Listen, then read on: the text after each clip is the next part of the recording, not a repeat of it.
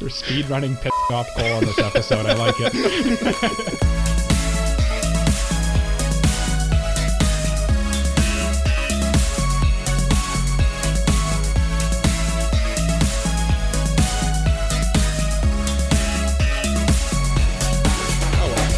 Mark Robin Weebs, my name is Cole, his name is Mike, his name is Jay. We like anime, and this is episode 80.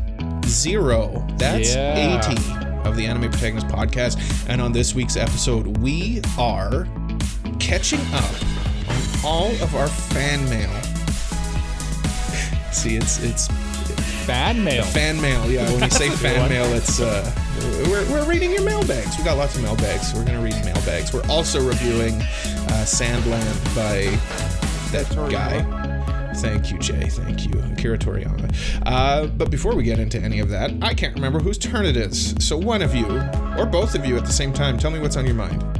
Okay, Mike, let's go at the same time, Jay. 2, 1. Mike, go ahead. What's on my mind this week is what's on Jay's mind this week, because I think it is actually Jay's turn. Is it?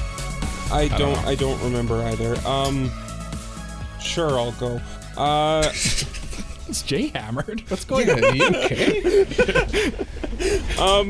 What is on my mind this week is what's on Mike's mind. No, I'm kidding. I watched Spider-Man yesterday, Into the Spider-Verse. Oh, Spooderman. And like the first one? Across the Spider-Verse, the second one. Oh, okay. I did also watch Into the Spider-Verse, but that's because Across the Spider-Verse was so good, and it made me want to go back and rewatch the first one. I guess the one thing I want to say about this movie is if you have a Spider-Man that you really like, or like if you've seen some kind of Spider-Man product in your childhood, that version is probably represented in this movie, which is really cool. I like it. I like the statement too. If you have a favorite Spider-Man, Well, you know what? It's a fair question. I know. There have been many Spider-Men. There have been many Spider-Men. Spiders-Men? Spoderman? Spider-Mans? Spiders? Spoderman is in it, right? Oh. I think he is. I remember him in the trailer. Which one's Spoderman? The badly drawn Spider-Man. Oh, okay. Yeah, it's like Spider-Man's version of Sonic. There you exactly. go, Sonic. I like it. Speaking of Sonic, quickly, did you guys see the new trailer for the new Sonic game that's coming out? Sonic Superstars? No, it's like a remake of the old Sonics, but like just 3D. Oh, really? Yeah. Looks awesome. I just wanted to quickly mention cool. that. Quick shout out to Sonic. Quick shout out to little the indie Game title. Corner. Yeah. Little indie title, Sonic the Hedgehog. He is the Hedgehog, right? He's blue for sure. He's the blue blur. Yeah. He's got shoes that are red and white. What else is on your mind, Jay? What else is on my mind? I guess we can take this opportunity, since I'm talking about a superhero movie I really like. What are some superhero movies you guys really liked? Oh, I had a feeling this conversation would happen at some point. I mean, it goes without saying, but like Dark Knight. Yeah. I feel like those are just like undisputed the best superhero movies, right? I guess it depends on what you're looking for in a superhero movie, right? Like Dark Knight is basically just a detective movie with I mean, it's pretty much like a Nolan film, just with Batman on it. You know what I mean? Exactly. Which makes for a great movie. You could take Batman out of it and still be good. Yeah. It's just, I don't know, some people might want like the goofiness of like a Marvel movie, right? Yeah. In which case, I don't know. I really liked Iron Man. The first Iron Man was good. You know, I haven't watched the original like Iron Man movies in a long time. I should really go back and like watch some of the old Marvel stuff. Honestly, the original Marvel stuff was much better than it is today, because it wasn't like mass produced back then in a factory. Well, yeah, because Marvel Studios, when it started, was like an independent studio. Yeah. And they could do whatever the heck they wanted, right? Yeah, like Iron Man, when it came out, was basically all ad-libbed. Like there was just like the script was just like plot points. Like Robert Downey Jr. was just as much a writer of that movie as I didn't know that anyone else was. Yeah, that's kind of cool. So he was instrumental in creating Marvel as it is honestly known though today. Honestly, though, like Marvel, the movie series, like is basically built on Robert Downey Jr.'s back, and I feel like they kind of acknowledged that in Endgame a little bit without saying any spoilers or whatever. The movie's been out for like. It's also like, I know. It also was at one point the highest grossing movie of all time. Yeah, everybody. But like everybody who wanted to see Endgame like has seen Endgame by now. Yeah, they gave him like a good little send off, right? Yeah, exactly. Acknowledging it a little bit. Mm-hmm. Yeah, and like the post credits scene in Endgame too. Like, I mean. I just like the credits for Endgame where it like shows all the actors and their signatures and stuff. It's like, oh, this is such a good send off, and they never made another Marvel movie ever again. Yeah, wasn't that nice? I was just gonna say, like, I feel like Marvel died for me after Endgame. Like, I just have not been very interested in the new stuff at all, honestly. Just not interested. Mm-hmm. Yeah, exactly. It just, I don't know. It hit that emotional high, and I'm just kind of like looking at this toy that I once loved, and I'm like, I'm done with you, and I just toss it back in the bin. Well, I mean, like they I don't want to play with you anymore. They finished their like 10+ year storyline, and then they were like, okay, let's start the next one. Everyone was just like, the story's done. What do you do now? Yeah, we don't care. Yeah. Don't care about your next storyline. But we want your money though, and then we're like, yeah. Oh, sure. We'll see one or two of them, I guess. It's very evident that like the only thing that Marvel can get people's money off of now is Spider-Man, because like No Way Home did really well, and like for good reason. Well, people love Spider-Man, right? Yeah, yeah. Spider-Man and Batman, those are kind of like the two, I'd say the two like home run hitters for both of Marvel and DC. For sure. But I named movies and you guys didn't at all. I know. I'm not letting you off the hook here. Very quickly, my favorite one is for sure, I'm going to go Thor Ragnarok probably as my favorite Marvel movie. That's a good one. I think it was just like the perfect peak of like that old, I'm saying old, but it's not that old, but like that Marvel style, you know what I mean? When it's like outrageous, but like good action and like just like a compelling little story that you can watch on its own and it's good, but there's stuff going on in the bigger picture. I really enjoy it, and I really like Taika Waititi or whatever his name is. Yeah. And his fingerprints are all over that movie. Yeah. And I'll just quickly throw a bit of shade out there before we move on to Jay's favorite one. Okay. I do not like DC at all. What? I don't know. What a stance to take. I know. It's like people are like, "Oh, have you seen the new Superman movie?" And I'm like, "I don't care." People are like, "Oh, have you seen the new Batman movie?" I'm like, "I don't care." Other than Dark Knight, Batman's good. Like the Batman was a good movie. It was very good. Yeah. Yeah. I might watch it at some point, but like I don't care about Batman at all. It is a 3-hour long movie though. Oh, there you go. There's probably why I haven't watched it. Why do people always bring that up? Like 3 hours is not that long of a movie. Says the guy who won't watch One Piece because it's too long. Because it's 900 episodes. That's completely different. That's talking basically weeks. A 3-hour movie in anime format. 3 hours years. Which does bring something up. Have you guys ever felt like movies have had this like power creep of length? Because like I feel like back in the day they used to be like an hour and a half. Now they're like 2.5 hours. But that was because we used to watch kids movies, and they purposely make kids movies short. Yeah, but like was there any like feature length film that was like 3 hours aside from maybe like the odd one? I remember when Lord of the Rings came out, people like criticized it because it was too long, and I think that movie's like 2 hours and just over 2 hours long, the theatrical version.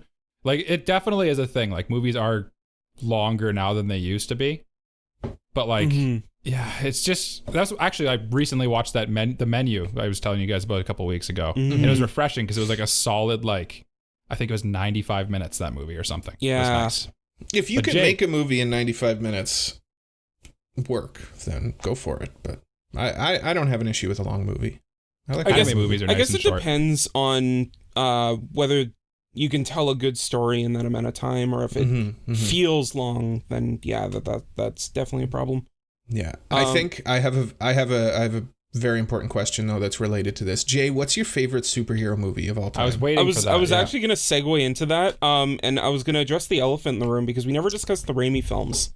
And sure, yeah. I mean, Spider-Man 2 is peak. Yeah, Spider-Man 3 even has a place in my heart. Look, Spider-Man 3 is one of the most misunderstood superhero movies out there because, like, I love Spider-Man 3. For all the hate it gets, How much of this is it, Jay? How old were you when Spider-Man 3 came out? I was 9.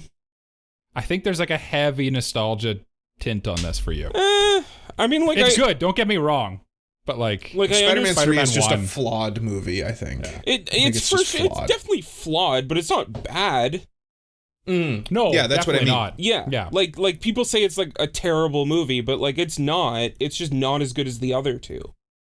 Yeah, it's just too jam-packed. They put too much stuff in it. Well, like if you have 3 villains in a movie. Yeah, well, I mean, first of all, Raimi didn't want Venom, and if you look at Spider-Man 3 and think like, okay, if Venom wasn't in here, it actually is like really interesting of a movie, and it probably would be a really good movie.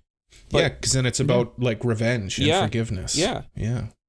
But Venom ruined it. Venom ruined it. Mm-hmm. Venom always ruins everything, man. Yeah. Venom also ruined what's on Mike's mind. Oh, what's on my mind? Venom. What is on my mind? I wanted to talk to you guys. I've been playing this game called Honkai Star Rail. Cole is familiar. I've showed you guys a lot of it and talked about it a lot. Still waiting for the PS5 version. Actually, at Summer Games thing, they actually just announced that they showed like another trailer for it and said the PS5 version's coming soon. They've been saying it's coming soon since the game's been released. I think very soon, though, is the thing. But what was I going to say? Oh, yeah. So I know Cole has played Genshin Impact, and I know Jay's stance on this matter, but I want to talk about like your guys' thoughts on gacha gaming a little bit. Like these games like you play on your phone or your PlayStation or whatever and rolling for characters, and I don't know. Just wanted to state of paying money for video games. Well, I mean, you always got to pay money for video games, would this quantify right? as the game corner? Yeah, let's go into the game corner. Welcome to the Game Corner.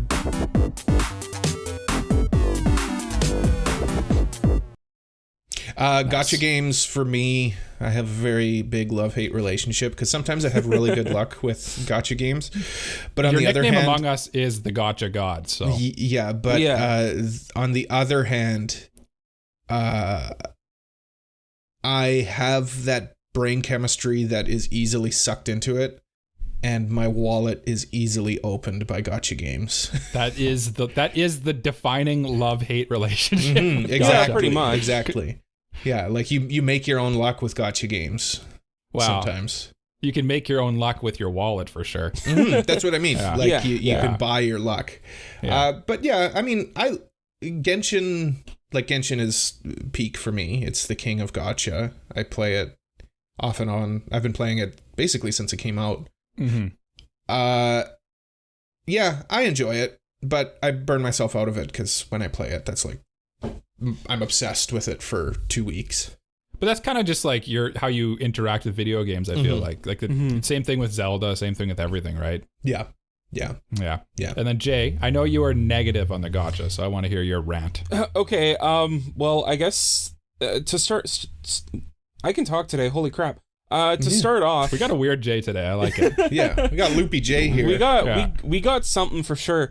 Just whoa. To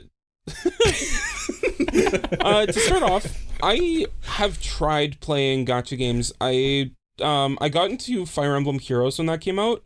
That was a lot of fun for the first bit, but like, I'm not the biggest fan of like paying to like get something that I want in game if I could just like unlock it via playing the game. Well, and I think that's just like the stigma with modern times, because like DLC is like that as well. And like I miss the old days where like everything in the game is in the game and you have to unlock it yourself. And like like DLC is like if DLC is like level 1 of that change, then like Gacha's like level 5. Where like everything is behind a paywall and you have to pay constantly to hopefully roll for the character that you want, and like they're always releasing new characters, so there's always going to be the new character you want. You're never going to be done because there's always going to be someone new, and then like it's just a continuous cycle of paying money to whoever released the gacha game to get this new gacha character, and that's it. And the only real reason I don't invest any time into it is because I know if I do, I'm gonna end up spending money, and I don't want to fall into that trap. Yeah, like I've seen how you handle Weiss Schwartz and the amount of time sink you put into that. And card games are just like the original Gacha. Card games are basically Gacha games. Yeah. And basically everything that you said that criticizes Gacha is the reason I like Gacha, honestly. I like how there's always something new. I like how, like, I'm just going to use Genshin or Star Rail as like as an example here. Yeah. The only counter I would give to your argument of like, basically if you want something, you have to pay for it. It's not necessarily true because a lot of the times just draw it. Well, you can, of course you can, but like it's like they put a huge barrier on it where like a lot of the time they'll be like, you get 5 rolls a day and then you have to wait literal 24 hours. For your next it'd be way less than rolls. 5 rolls a day, but yeah. You get the point. I know what you're saying, but like, let's say usually they tell you who's coming and you can kind of see like, oh, I really want this. I really want this character. And if you save up, like it gives you enough, a key part of Gacha is that it has to give you enough currency to so you can actually roll if you save up. But like if you roll on every banner, you're not going to get every character, right? Yeah. You got to be strategic. You got to be patient, and I do not have the patience. And then then you have a wallet for that. Yeah, for the straw man out there who's like, oh, these nerds are drawn for waifus and cards. Man, you're doing the same thing in like NBA 2K. Like, see, all these loot crates, it's the same thing. Here's the Everybody's thing. just got us. Everybody's just got us by the wallet. I do agree about the card thing. And like, I'm not the biggest fan of like collecting trading cards, which is why like I bought a playset for the set I wanted, which is just every card in the set. Yeah. So like I didn't have to worry about drawing. But like that doesn't exist in Gacha. You can't just buy every character. Yeah. Well, you could if you got like thousands of dollars to burn on a technically, a silly but little like game. Yeah. But like there's no guarantee. There's no guarantee. Oh, as Cole holds up his Weiss Schwartz card. I got them here. Yeah. You know I'm carrying. You know. We've all said our piece on Gacha. Yeah. I have something else for you guys. Oh boy. Okay. It's a little proposition. Okay. Hey, bro! I think this song slaps. Believe it! I have a suggestion for the AniSong playlist. Do you guys like my new drop I made? I like that. That was okay. I was gonna ask you about that on the break. Yeah. I saw there was a new button on the soundboard. AI voices are a funny thing. Anyway, let's hear that again. I just want you to hear Naruto. What he has to say. Yeah. Hey, bro! I think this song slaps. Believe it! Jay, have you smiled today? I'm currently smiling. Are you? Yes. We got Grumpy Jay, not Loopy Jay today. Yeah. We gotta elevate him from Grumpy to Loopy. Okay, Mike, you have a song. All right. I have a song that I'm proposing we put. You're down here. We gotta get you up here. Yeah. We'll fill up his tank throughout this episode, maybe with some good songs. My first song, I have 2 songs I want to propose to you guys that we put on our AniPro playlist. Yeah. AniPro AniSong playlist. That's what it is. Okay. Yeah. You can find it on YouTube and Spotify. The first one, I have 2 because this one's first one I think is a slam dunk. Okay. I'm going to propose Hikaru Nara from Your Lie in April by the band Goose House. Yeah. I think that's a slam dunk. I see Cole nodding. I don't I think we're in Hold on, which one are we one? talking here? Are we talking the OP. No, I know. Are we talking the version like that's in the show or the version that that they did where they're like in that room and it's just like all acoustic? The show. Yeah. Okay. Yeah, the actual recording. Yeah. Okay. So that's a thumbs up from everyone. It's in the playlist. Nice. There it is. Now the second one. This is gonna be a harder sell on you guys. Okay. And I did put a little presentation together for you before the show. And I would like to suggest a song that's called I Know Supreme, also known as Love Supreme. It is the OP of Miss Kobayashi's Dragon Maid Season 2. This song and OP corresponding to it was so good that it was actually nominated for Best Opening Sequence of the Year in last year's Crunchyroll Awards. Yes. Now. Okay. Now. Debate. I like it. I'm in on it. I don't think it'll pass the muster of a unanimous decision. I think the problem is we got Grumpy Jay today too. I think what you don't realize is I'm not against it. I'm indifferent about it. Okay. Well, you still have to vote yay or nay. I vote yay because I don't care. Okay, Hey, well, there it is. fair. Indifference Yay's a yay. Yay, sake it. There we go. 2 new songs in the playlist. Love Supreme and... Which makes me think of John Coltrane. I think Cole knows who that is. Yeah. Yeah. And Hikaru Nara. Jay, have you heard of John Coltrane? Who the hell is that? Nobody has. Well, Yeah. actually? No, I'm joking. No. Okay. Oh, have you actually, Jay? Yes. Oh, I just assume He's most like- people don't know jazz, so... No, he's like one of the most famous musicians of all time. Yeah. I would know who he was probably without Cody Bott like being a jazzman. But yes. Have you ever heard of Miles Davis? Yeah. Yeah. Yeah. Let us know if you haven't heard of Have you Miles ever heard of Davis or John Jaco Coltrane. Jaco Pastorius? Have you ever heard of Geddy Lee? No, I love Spaghetti Yeah. Lee. Spaghetti Geddy Lee. Lee. Cole, tell us what's on your mind. Have you Oh figured yeah, it it's out my yet? turn.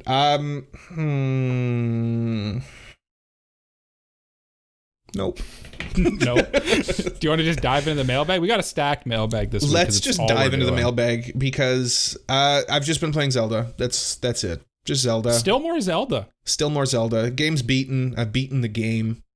But now I'm just goofing around, having a good time. It's fun. It's a sandbox. Did you kill the dragon yet? Which dragon? Yes, I did. Yes, I did. Is it like the 3-headed dragon you're talking about? A Geelok? No, I Yeah. haven't killed one of those. Those are scary. Yeah, I keep watching videos of people like... Even even like when I watch a video of somebody beating one online, it's like, Yeah. Jesus, this even looks tough for like people who are really good at video games. Have you seen any of the ones where they like use like weird machinations with the fuse function and stuff like that, and they have like a laser death beam that hovers above him, kills it instantly? No, I haven't seen that. Oh, I should show you some. They're funny. I finally please encountered do. my first hand. Oh, how was that? Not as scary as I was built up to expect. I think because you probably like you knew. Like when I saw it, I had no idea. I'm like, what Yeah. is that thing? What is that? Why are their hands coming out at me? And why are they screaming at me? And why And is now it I'm so damn fast? Yeah. Yeah. Now I Did you can kill fight it, Jay? them. Yeah. Like now I have enough. Now I have enough hearts and bomb arrows that I can beat one pretty easily. But the first time, it was. Be It was still, my something. beating heart. Yeah, Mhm. Yeah. yeah. It's time for the mailbag. It's time. It Oh, is. it is time. I was wondering if Jay was like telling us that we I need gotta to be go. faster or something. I Yeah. gotta go. Gotta go. Yeah. We're doing our first ever Patreon priority mailbag here from patron member Super Mexi. Yeah. Super Mexi wants to know from us, what are your thoughts on live action anime adaptations? Should they keep making them or just stick to anime? Cole's eyes light up. If you're a longtime listener of our podcast, it feels weird to say that if you're a longtime listener. Been going for a doing year and a half. I've been doing this for almost 2 years, Jay. Yeah. Yeah. September 10th, 2021 was when we recorded episode 1. Wow. Yeah. I like how you have that on off the dome. It's the day Tales of Arise released. That was with the first What's on My Mind. Yeah, but if you told me what's the day Tales of Arise released, I wouldn't know that either. Yeah, but I'm obsessed with the Tales of series, so I mean, like, That's true. Yeah, That's true. I do not like live action adaptations of anime or Western animation. I think it's a waste of time. I haven't seen a good one. What's the point? Succinct and to the point. Yep. Yeah. I don't know what else to say. I will What's- say, like, have you seen Battle Angel Alita? Yes. I thought that was good. Sure, but like that's so niche. It's like what I think would be a more appropriate, like Ghost in the Shell. Okay. Here's the thing. You've got the anime, right, which is beloved. People love it. It's gorgeous, it's well animated. Everything about it is a beloved anime. And then you just choose to make a live action one. As if that other one like isn't good enough. The way that it strikes me is like, oh, this one's animated. Like nobody can honestly like this. We have to make a live action one to make it respectable. And that's my issue with like the Disney remakes as well. Like The Lion King.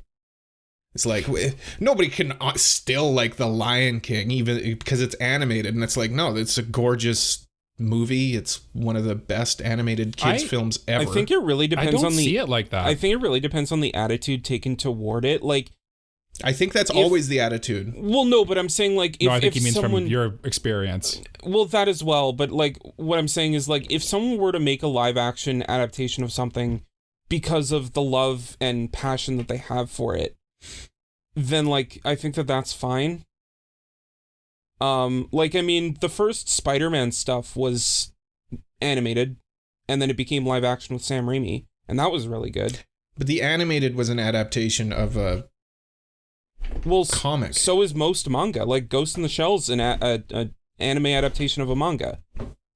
I don't know. I just the cynicism in me with live action remakes that are explicitly based on a movie that already exists, where they want to make it like that already existing movie, but also that one's clearly just a cash grab. Yeah, I think a lot of them probably fall into that cash grab. Like, let's just.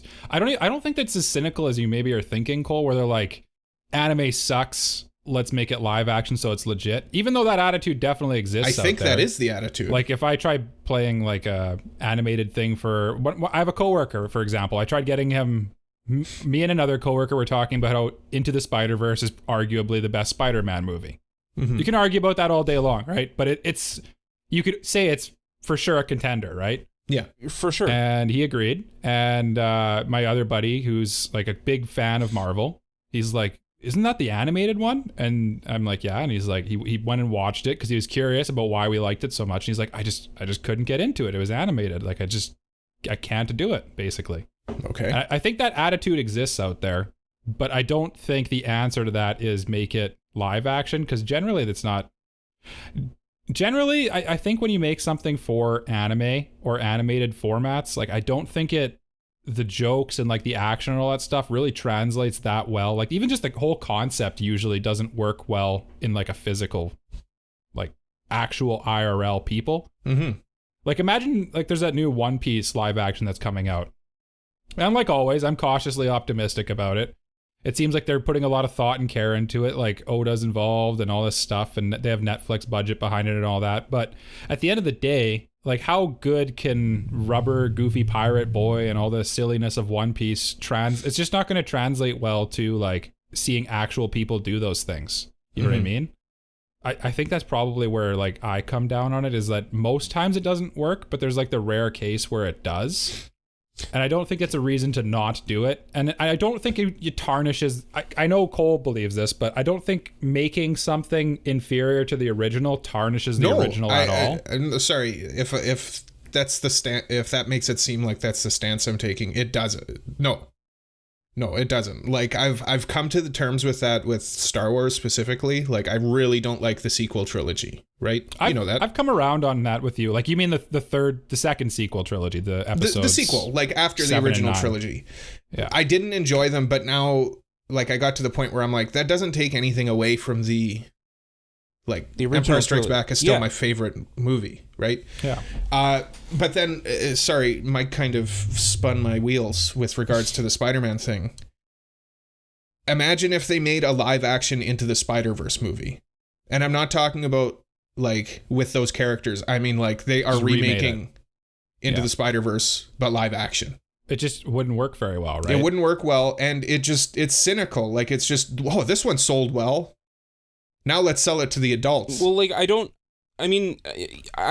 that like that understanding is present, but like it really depends on how they did it. Like if they did it, like I mean No Way Home was very successful, and that's pretty much just another Spider-Verse movie. So like I think that like the Spider-Verse idea No, but I'm saying like the Spider-Verse idea could work based on that. Yes. But that's not what I'm saying. But like I'm saying they are remaking Into the Spider-Verse. I know. I'm saying like if like that idea in live action could work, it depends on how they did it. If they did it shot for shot and just like completely, you know, 1-to-1 ported over, which is just a lazy way of doing it, right? Exactly. But like if they put the work in and actually like tried to make it a live action thing over an animated thing, But that's what these live action adaptations are. They're they're remakes. They're not creative ideas to like retell a story. They're just choosing to do the movie again, but in live action. But they could be.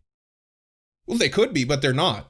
You can't. If it's good, it's going to be good. Like it's kind of, you're basically saying if they do it good, it'll be good. But like, right? If this movie was good, it'd be a good movie. Right. Where I don't think just inherently changing it to make it work in like a physical area is not necessarily always good. Like I think probably the most heinous example is like the Death Note live action, right? That's the one everyone kind of thinks of when they think of like what happened here. Well, and like honestly, I'll die on this hill. It's not that bad of a movie. Well, I think that it's a bad Death Note movie, and that's the thing. Like I think that a lot of people dislike Death Note live action because like it's not 1-to-1 with what the manga and anime was.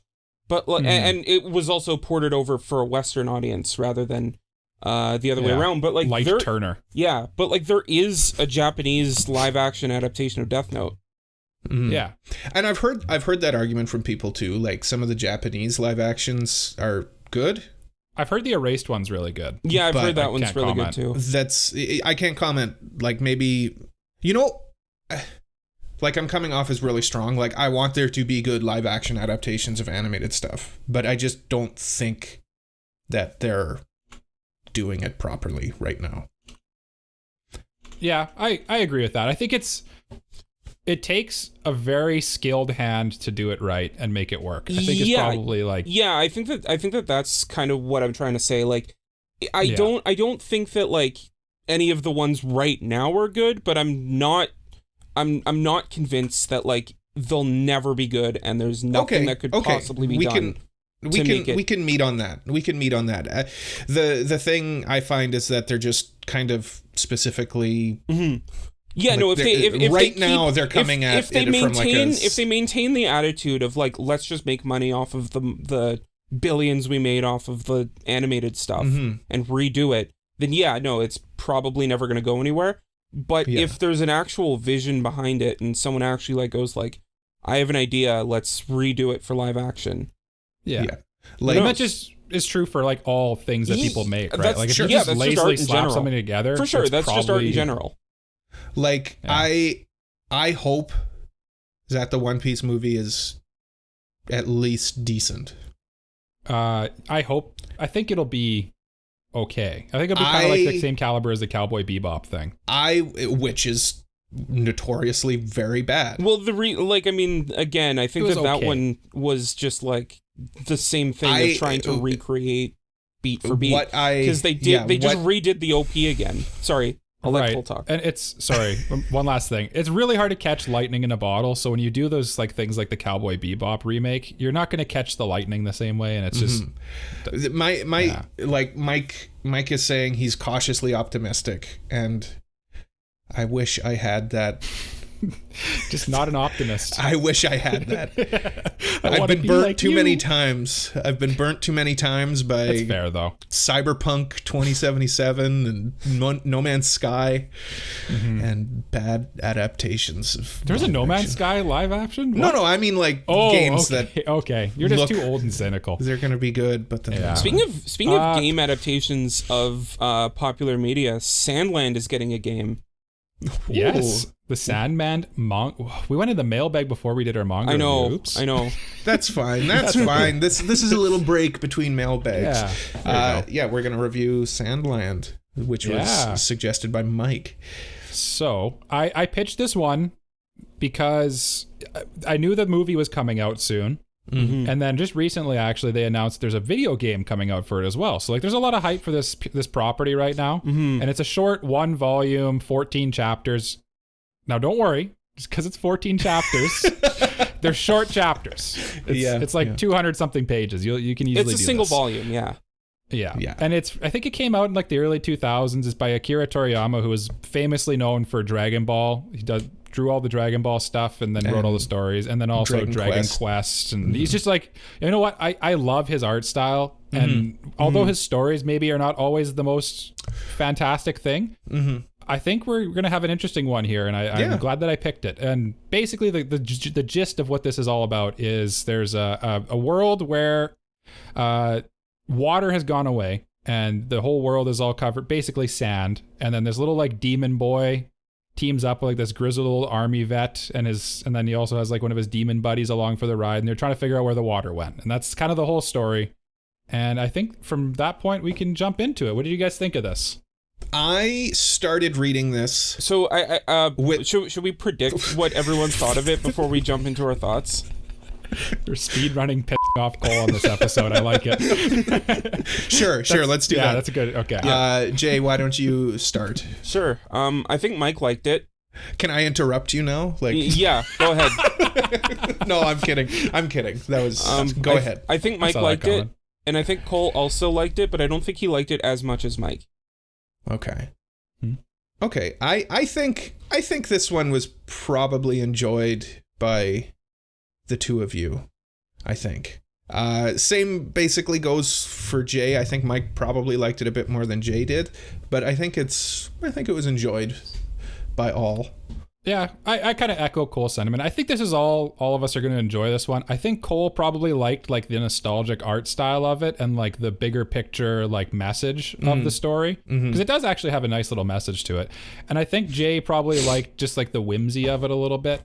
It kind of reminded me a bit of Magi, and I know Jay likes Magi, so. Yeah, it reminded me of that too. And I'm not sure if that's just like the Akira Toriyama, like, you know, he's like the godfather of like modern shonen. Say what you want about, I know we trash Dragon Ball in this show quite a bit, but like, say what you want, it is iconic. Like, there's no for sure. I mean, that. For sure. There's a reason, like everything. Yeah, I mean, like it's one of the reasons anime is so big in the West today. So, yeah. What I was going to say before I was so rudely interrupted. And I'll do it again. I went into this manga with classic heaps of cynicism. I'm like, I'm not gonna like this. I don't like Akira Toriyama. It's going to be super shallow. It's going to be kind of dumb. By the end of it, I put it down and I was like, that was a solid, tight little story. There weren't any loose ends. It was just, it wrapped everything up. It was good. It was good. Honestly, I completely agree with you. I was expecting it to be, because I recently read the Akira Toriyama's Manga Theater, where he just, wow, I haven't said manga in a long time. Manga. And it's basically what you said. What you thought it was going to be, like classic. Just like there's no real point to any of this. It's just kind of like silly little stupid stories. But like this actually had like a greater meaning and a purpose to it, and it is a tight little number too, and I like that. And it made me really hopeful for the movie actually. See, I could see a good adaptation of a movie of this because it's just a nice little story. It's well contained, right? Yeah. There's just a beginning, middle, and an end, and I like that. Jay? Yeah. So here's where the bearer of bad news comes in. Oh, no. That's okay. No, it doesn't have to be universally liked. Yeah, I didn't hate it, to be fair. But for me, I felt like by the time I was like, okay, this is getting interesting, it was about like chapter 9, chapter 10. Yeah, okay, yeah. I mean, that's... In a 3-act structure, that's like the build-up, you know? Yeah, for sure. But like I just felt like, I don't know, I felt like if maybe this was a one-shot, it might have been more interesting to me. Like, I don't know. I did a little bit of research on this just to look into it. Apparently, this was originally intended to be a one-shot. And his basically is a one shot that he just split up into chapters. Right. Like it was supposed to just be like a one chapter thing. And his main idea was he wanted to write a story about a guy with a tank. And I love the tank. I love the tank. The tank is fantastic. I need a model kit of this tank. If anyone knows where I can find one, it's great. It's so Akira Toriyama. Like it's just like this ball with guns on it. Yeah. But yeah, Capsule Corp. That's all I can think. And I know that sounds weird when I'm saying like I started getting into it by the end, but like I feel like I don't know. I feel like if it was shortened a little bit, it might have been like a tighter piece for me, but like I don't know. That's fair. I mean, I think it does have a little bit of fluff that could probably be cut out of there. Like, but I do think it was a pretty. I didn't have any problems with the structure as it is. I think it's nice to have a little bit of fluff sometimes. I think it's just a solid like morality tale. Like there's a clear good guy, clear bad guy, and people who kind of sway to the appropriate side. And like in terms of messaging, it's not the deepest message in the world. Like greed is bad. It's been done a million times. It's been done a million times. Right. Yeah. But it's like every time I thought, okay, like, can I just do a little plot thing here? Yeah. There's at the end of the first chapter, they get stranded or they lose all their water and stuff. And then I'm thinking, because this is still when Cynical Cole was there, I'm like, why don't they just turn around? Like what? And like the first line in the next chapter is like, oh, we can't turn around. We don't have enough gas to go back. And I'm like, oh. He thought of that. He thought of that. And it kept doing that. It kept like, why don't they just, like he, honestly, like my main praise for this is like, he wrote a really solid like story. There's kind of no plot holes that I can think of. There's nothing that, I wouldn't praise its like messaging is like something super deep, but like it's a solid, like if you wanted to show this to like a kid to be like, look, this is the lessons on how greed is bad. Which is what this good essentially was at the time, right? Because this came out in 2000, yeah. So like back, that's a long time ago, and this was serializing weekly in Shonen Jump, right? So like kids, the reason this has like a little place in my heart is actually when I used to get the English version of Shonen Jump. Bring back the physical Shonen Jump in North America, by the way. Come on, those things were great. I know it's never going to happen. I don't think so. It hurts my heart, but those are great. And I remember reading this one in there, and I only caught like the last 2 chapters of it or something like that. But it's just like, I don't know, it's good. I like it. I don't know where I was going with this. Oh, you I guess you read it when you were a kid. Oh yeah. So like little kids in the early 2000s, like that, we're poisoning the world. Corporate greed is killing the earth, kind of thing. I wouldn't say that was like a super common message back then. Yeah, it is now that we're all suffering through heat waves and forest fires and stuff. But you're welcome, America. Yeah, for our smoke. Yeah. I will allow me to just heap a little bit of criticism on this manga. This manga definitely would not pass the Bechdel test. Is there a woman in this manga? I don't believe so. Yeah, I don't think so. Like, I don't think that there's a single woman. There's mention of the army guy's wife at one point, but like... Okay. I think that's it. Yeah. I don't even remember that. Ring a bell. Honestly, there's more non-humans in this than there are humans too. Yeah. And there's 0 women. So yeah, that's a good thing to bring up too. But sometimes I don't know if it needed more to it. And that's like... It's a fair criticism, but like, do you really need another side character? Yeah, I guess you could just make like one of the generals or something a woman, and it's fine. To me, right? Like I never thought while I was reading it, like, man, this is like, you know what would make this better? Women. You know what I mean? No, it's not the point of it. I just it was an observation I made. Was like, for sure, yeah. There's a lot of bros in this. A lot of bros. We got a sausage party going on in this manga, and that's. I mean, it is what it is. Yeah. But I mean, if we're reviewing something, a little bit of criticism. No, you come on, Akira Toriyama, you got to put some women in your manga. Yeah. Listen to me, some idiot on the internet. No, you're a very knowledgeable idiot.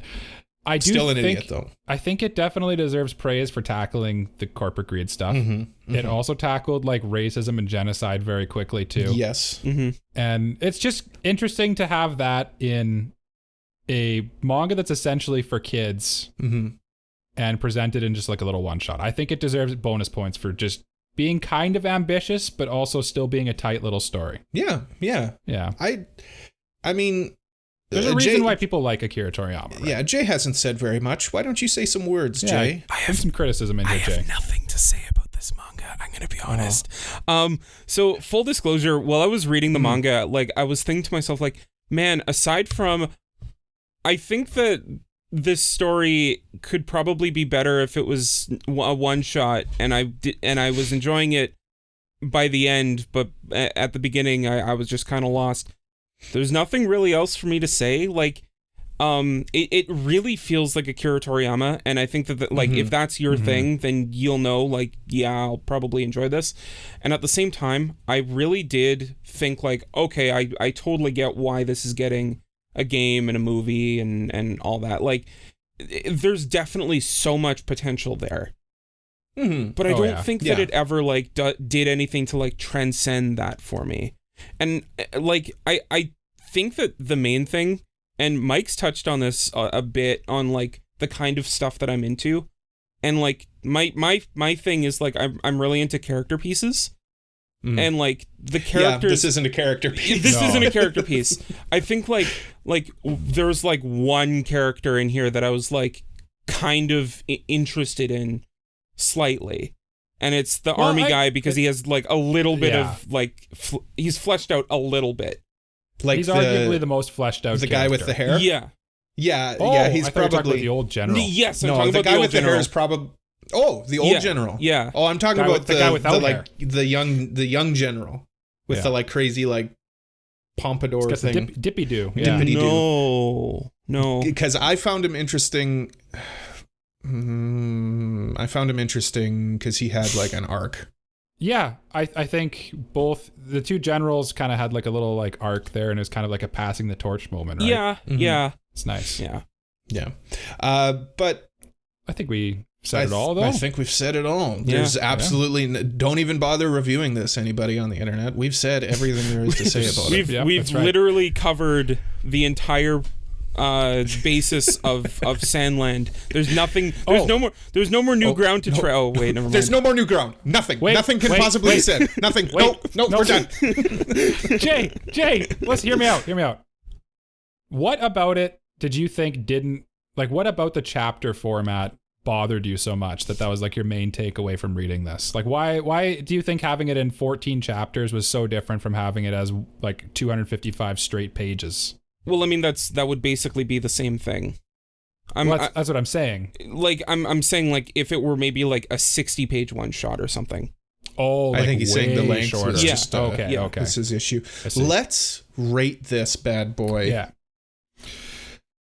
All right, I'll go first since it's mine. Yes. My little baby here. I'm just going to give it a solid, just banging right in the middle supporting character, I think. I think it's the most supporting character manga I've ever read. It's good, very good even, but not great. I'm going to go supporting as well. For the same reason. Like I enjoyed it. There were issues with it. I'm kind of with Jay. Like I wish it was maybe a little less long, but I don't think it was as big of an issue for me. Supporting. I enjoyed it. I found myself pleasantly surprised by it. All right, Jay. let's burst everyone's bubble. I'll give it a henchman. Ooh, Jay really didn't like it. See, this is the thing. Jay will never he doesn't criticize things on air, but then off air he just rips them apart. Well, man, okay, explain your henchman. Okay, henchman. Again, like I said, this is like there's no character to be seen in this manga. Like I'm not gonna go away from this thinking like, man, I really like the characters, and like to me, characters are like probably the most important thing to a story. And I didn't get that here. I thought that, like, in terms of paneling and the flow of it, I thought, like, it's Akira Toriyama. And, like, I liked how everything was laid out. So I'll give it that.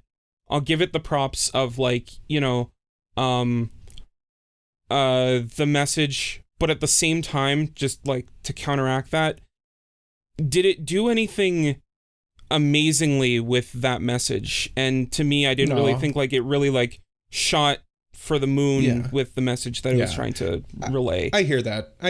It's a message that's been told a million times. And at the same time, like I'm just thinking like, okay, One Piece, Naruto, and almost I think Bleach came out in 2001, so almost Bleach were out. And like those are probably better. Whoa! That's such a whoa. In the same magazine. So like, and I mean like, you know, I can't really compare it, but like obviously, but like I know what you're saying. For those kinds of messages, I think that they were told in those in other things of the same variety. Yeah. So like, yeah.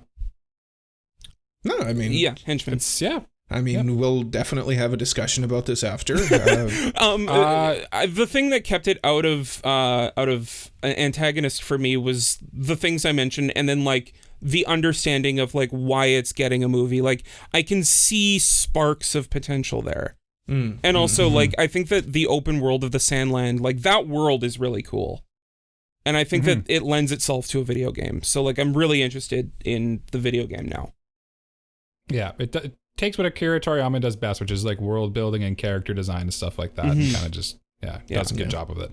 But we need to move on. We need to reveal our idols, and I have to reveal my hint. Oh, should I reveal what manga we're reviewing next? Oh, yes, and Cole needs to do that. Yeah, goodness gracious. I got it here. Let's review Kowloon Generic Romance. There it is. Okay. Let's review that. Okay. First volume. It's out, physical form. We can read it, and I have it. I think Yen Press is doing it. Yep. Yeah, okay. Yen Press. Okay, so let's do that. And let's have Michael tell us his hint for his show. So just as a reminder, our next upcoming review is Guilty Crown. But should be watching that already. Should be watching that. But for a preview of what's coming up after that, Mike has his first hint. There we go. And my first hint for the show we're watching after Guilty Crown is that it is... I have a couple here because I kind of thought about this and I was like, I think we need more than one because just one simple hint is probably not quite enough for the first week. It's available on Crunchyroll. Okay. The genres are drama, mystery, and psychological. And it is available in sub and dub. Those are my hints. Can you figure it out? Wow, that really narrows it down. If somebody gets it. If someone gets it after the first set of hints, that'll be impressive. Yeah. And if you do get it, we'll give you a shout out when we actually announce the show. Absolutely. Yeah. And you can put your guesses in our Discord for sure. Yeah. Or on this YouTube video. Okay, that's enough stalling. I know you guys didn't pick idols. Oh, I did. I did. List right here. Oh, so it was just me who didn't? It's on the old clipboard. Yes. Mike, why don't you go first? Since you already... I'll go first. My idol for our idol tournament. We only have one more batch of idols to add into this tournament after today. No, this is the last one, isn't it? Are we doing 12 or 15? 12. We'll talk about it off air. We'll talk about it off air, yeah. Is going to be Misa from Death Note. Okay. I had to scrounge deep into my brain for another idol that I knew, and this is who I came up with. Okay. I feel like she's actually a pretty strong candidate here. I do like her. She has her Shinigami powers. She's an iconic character design from an iconic manga and anime, and it'll be good. And movie? Is she in the movie? I don't even remember. I don't know. Yeah. Jay, who you got? I am going to go with someone very topical, and I want you guys to do your research on this. Okay. Oh, no. We're going with Inori Yuzuriha from Guilty Crown. Oh. Okay. We got idols in Guilty Crown. We've got an idol in Guilty Crown. We've got so many idols in Guilty Crown. Okay, is it my turn now? Yes. Yeah. Oh boy. Okay. I'm going to go with a show I haven't seen. Okay. It's the only idol show that pops into my head, and they're not really even idols. I'm going to go with from D4DJ, the main character, because that'll be easy to find on this. I'll go Rinku Aimoto. I don't know anything about her, so I'm going to have to do some research to defend one of my champions. Okay. I've been meaning to watch D4DJ too. Something about it looks interesting to me. I think it's that like CG weirdness to it. It could be. They're slowly converting everyone. I know. Okay. We've talked a lot. We need a break. We've really said a lot of things here. So we've tread all the ground that there is to cover in the first half. No, there's much more tread to cover. Well, in the first half, in the first half, we've tread everything. Because we're gonna read a bunch of mailbag letters. Yes. In the second half. Yeah. And I'm just gonna keep stalling a little bit because I can see the anxiety in Mike's eyes. Come on, wrap this up. Holy moly. But you know what? The listeners like listening to us because we're idiots. I can't think of break, it. Let's go to a break. Break.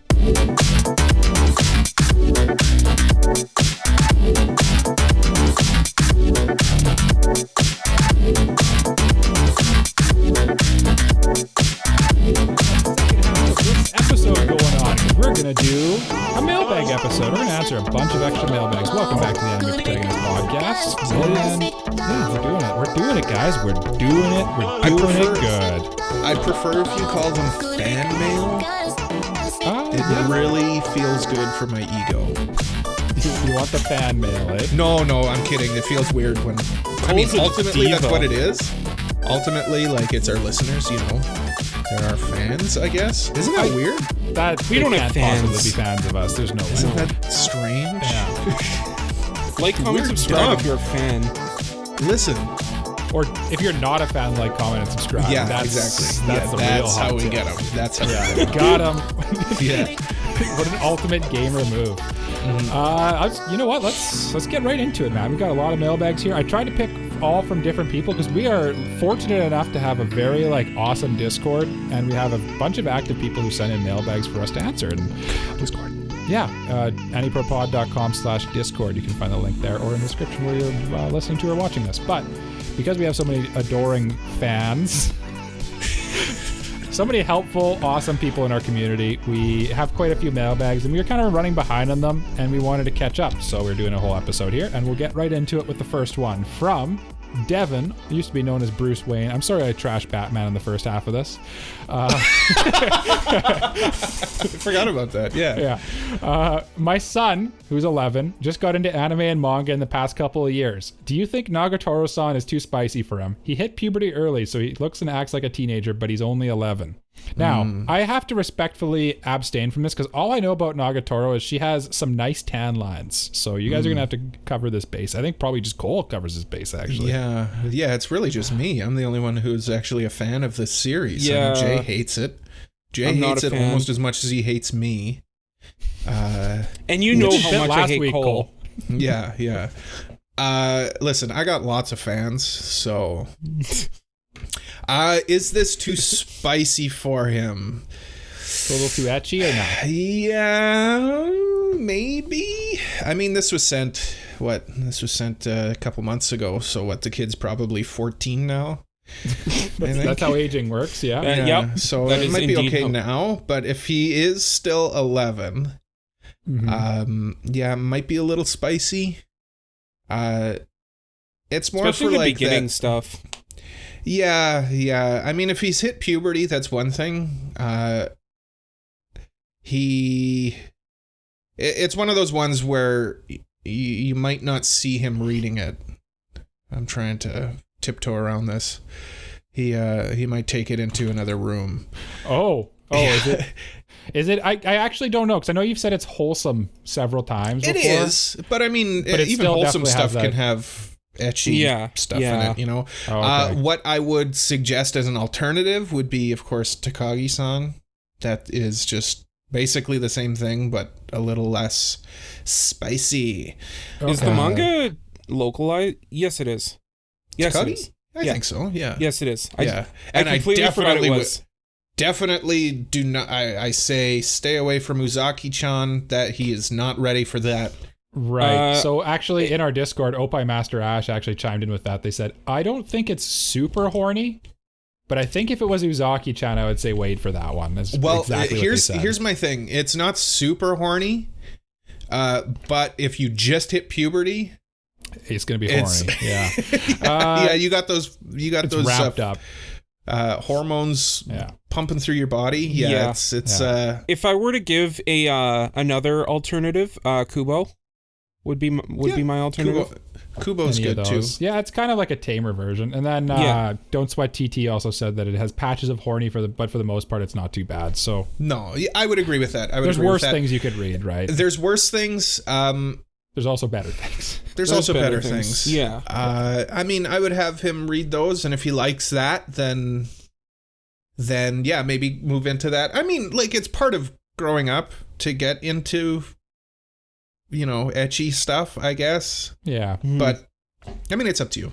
Yeah. So I just ultimately, you're his parent, not me. Yeah. Don't listen. None of us have kids. Don't listen to us at the end of the day. Yeah. And I'm guessing that in my head, I'm still a child. I talk about cartoons for a living.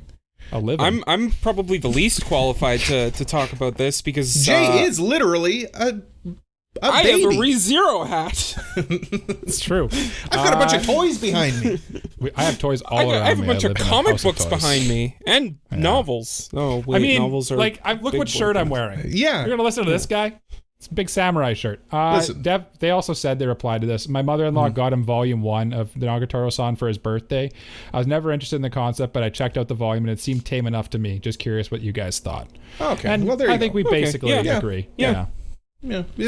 I mean, ultimately, you're his parent. You know what's appropriate. Yeah. And at the same time, everyone's opinion on various things is subjective. So like, what we might think is terribly ecchi, you might not agree. Yeah. So. Yeah. Who wants to read the next one? I'll read it. Okay. Is this the one from Devin? No, the Zero's producer San one. I'm kidding. Zero's producer San sent us a lovely mailbag, and it reads as such. Thank you so much for sending this in, by the way. We love getting mail from our fans. I'm stalling because I don't know how to read. Have you guys ever watched an anime based solely on how good the OP was? Kantai Collection was painfully average with bad CG, but if Miro by Akino isn't a legendary OP,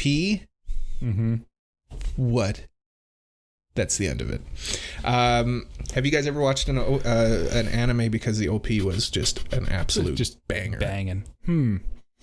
There's a chance that I'll watch Domestic Girlfriend at some point because that OP is amazing. It's fire. Yeah.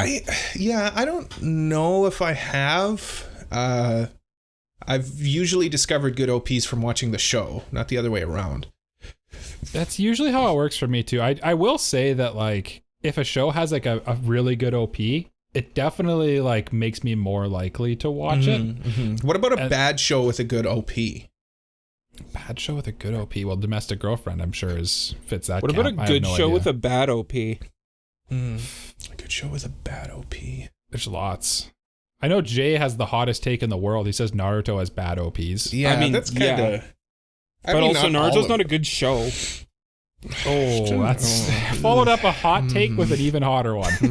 I've got one. Knights of Sidonia. Great. I was looking behind me because I have. Yeah.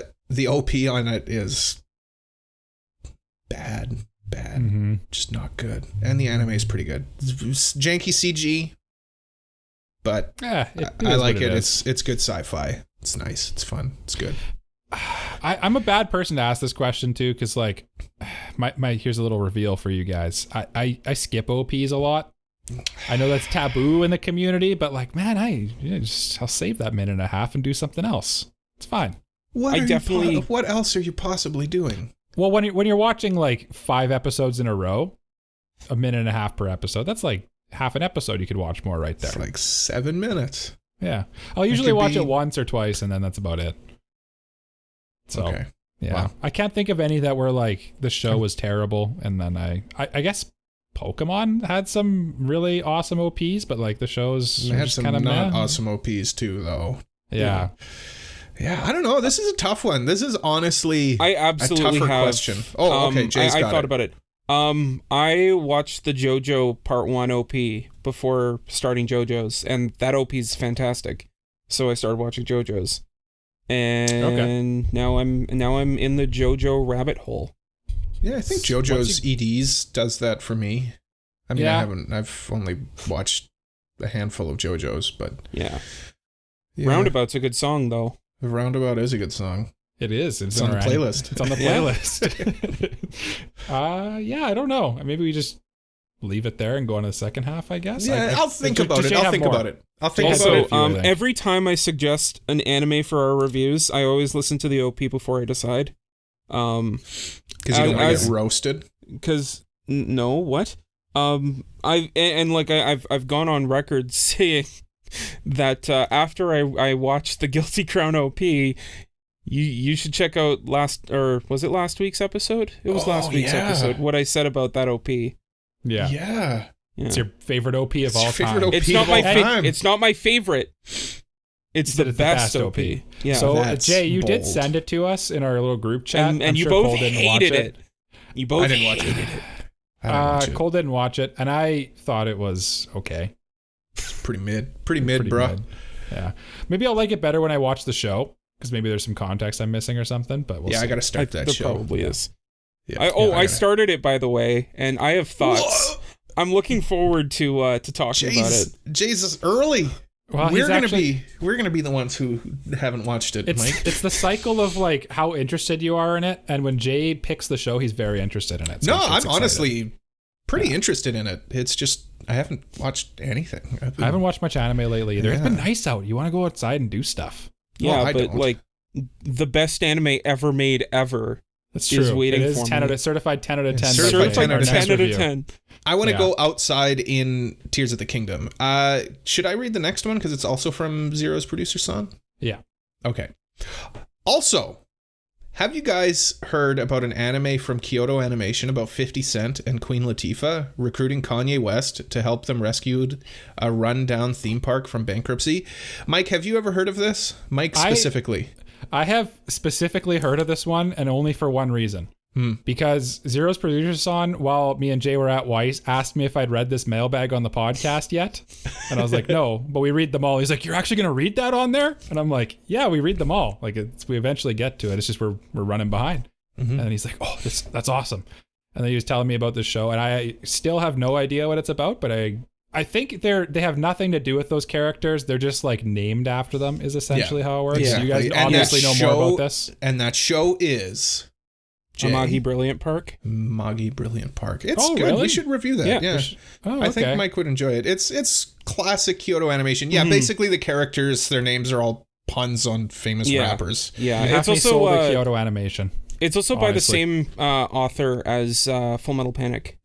Fun good. fact. Yeah. Okay. I know Cole went down a Full Metal Panic rabbit hole in a little while ago. And honestly, the best season of Full Metal Panic is Fumofu, which is like the least popular one. Weird. It's is the that the comedy slice one. of I like that season. I liked it more. Anyway, yeah. Yes, we have heard of this. I have not. Yes, I've heard of it. It's caught my eye a couple of times. I just have not actually gotten around to even think about clicking the play button. This one, the Kyoto Animation show that gets away from me is Tamaki Market. Tamako Market? Yeah, Tamako Market. Yeah, that Tamako, one. And Tamako Love Story. Yeah, that one is like, I want to watch it, but I just haven't gotten around to it for some reason. It almost became my pick for reviews. Yeah, you said that. Yeah. I forgot you said that, yeah. Good old market. Anyway, let's move on. That's enough. Yeah. That's enough. Enough out of us. Jay. Yeah. Yeah. My turn? That's okay. How the order works. Are we doing the one by Devin? I'm gonna kill both of you. I'm joking. I know. All right, by Devin. No, by Tribal Chief of Mailbag Kratos, submitted on. Is it Kratos? Kratos? Submitted on Jay just April 3rd, daggers 2023. My question this week is to sell me, who knows nothing about either of these series, on Hell's Paradise and Mashle, Muscles and Magic. Why should I watch either? Then, just to cause some potential arguments, take a vote as host, which is more promising. Okay. So this was obviously we were supposed to read this before the season came out. Here's I'll rewind my brain back to okay before the season started and which one I thought would be more promising. Okay, then you know what would be an interesting thing to do? Let's do that. Let's say before season thoughts, and then let's say what we actually think now. Mid-season. Yeah. Okay. Well, first of all, we've got to sell him on watching them. So I don't know anything about Mashle. Other than just know it's Harry Potter ripoff. That's Harry funny, Potter with basically. One Punch Man. Yeah, it's basically Harry Potter One Punch Man. Basically, for a synopsis, the main character, Mash, is in a world of magic, but he's one of the only guys who doesn't have magic. He's a squib. Yeah. He's a squib. But he's real strong. So, yeah, one of the only things that he has is that he's really strong and he's really good at punching things. Like me. They should have called him Kyle. Give him a Monster Energy can too, yeah. I'm really good at punching things. See my walls. So, the whole series is like about him punching. So, like, every arc, there's like this guy that like has this really strong thing of magic, and he's like going to release this ridiculous magic, and then he just gets punched in the face, and then Nice. That's the manga. Kind of one trick pony. Yeah, basically One Punch Man. It's One Punch Man. Yeah. And then Hell's Paradise is Michael. Well, before the season, I actually put this as I think it was my number 2 pick for the season, and it was my predicted best new anime of the season. So I think that should probably tell you how hyped I was on this show coming into it. I'd read a little bit of the manga, so I knew it was coming. And it's just, if you're into like Jujutsu Kaisen, Chainsaw Man, stuff like that, like what I'd call the dark shonen, like the older demographic of shonen is kind of the way I look at it too. Yeah. It's in that for sure, where it's like, it's in that vein. It forms the quote unquote dark trilogy with. Have you Jujutsu seen the movie Kaisen Annihilation with Natalie Portman? Yes. Congratulations, you've seen Hell's Paradise. Yeah, less sci-fi, more fantasy. Less sci-fi, but like you get.